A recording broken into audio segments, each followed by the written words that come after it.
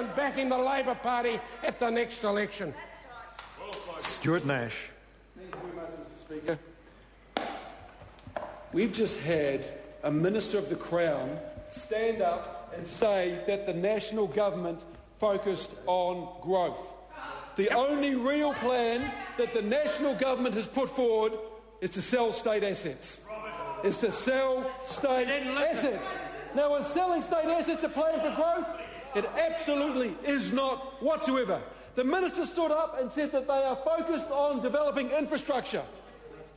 Well, Minister, in Hawke's Bay, in Napier, that government took $71 million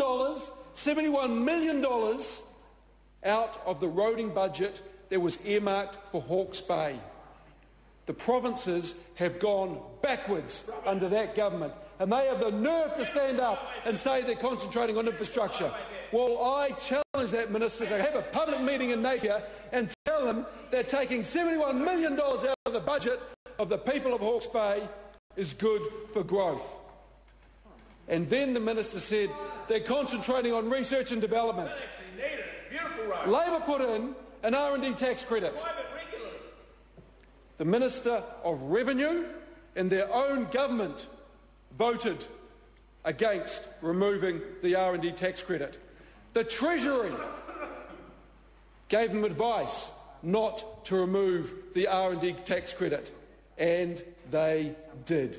That is not a plan for growth. They removed the one vehicle that New Zealand companies grabbed hold of and embraced to drive growth forward in this country. And as for taxes, I'd like to back up my colleague Clayton Cosgrove. That government gave $1,000 a week to the people earning $1 million or more. But to the average mum and dad shareholder, they gave less than $10 a week. How the hell is a New Zealander on the median wage going to be able to afford to buy shares when that government sells assets? Quite simply, they're not.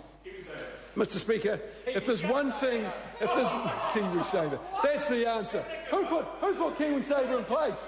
New Zealanders. Mr. Speaker, if there's one thing I've learned about New Zealanders is they don't ask for much. They very rarely complain.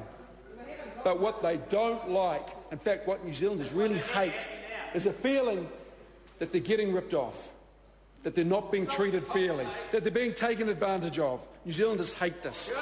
So imagine how hard-working New Zealanders feel when they are told by John Key that he will sell the assets they already own back to them. Hold a second. How does that work? He's going to sell me what I already own? That's not only a travesty, it's a con. But it gets worse.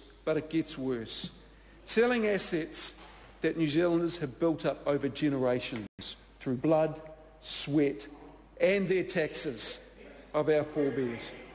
But, Mr. Speaker, all is not lost. There is absolutely a solution. Vote Labor. Phil Goff and the Labor Party have said we will not sell state assets. No ifs, no buts, no state asset sales. This is not like Mr. Key when he stood up and said to the camera, National will not raise GST, and then he did. Phil Goff has said Labor will not sell state assets. It is a very clear choice. The plan of John Key and the national government is to sell state assets, is to sell New Zealanders' assets. The plan of the Labor government, the next Labor government, will not be to sell state assets. Now, let's be honest here. We all know that if state assets are sold, the shares will not be held by Ma and Pa investors. We all know, let's be honest here.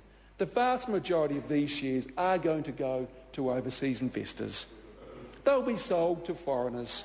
They will be sold to foreigners, and the dividends will go offshore. Mr. Speaker, the choice is very very clear. National will sell state assets, Labor will not sell state assets. We will present a credible plan for growth that does not involve asset sales.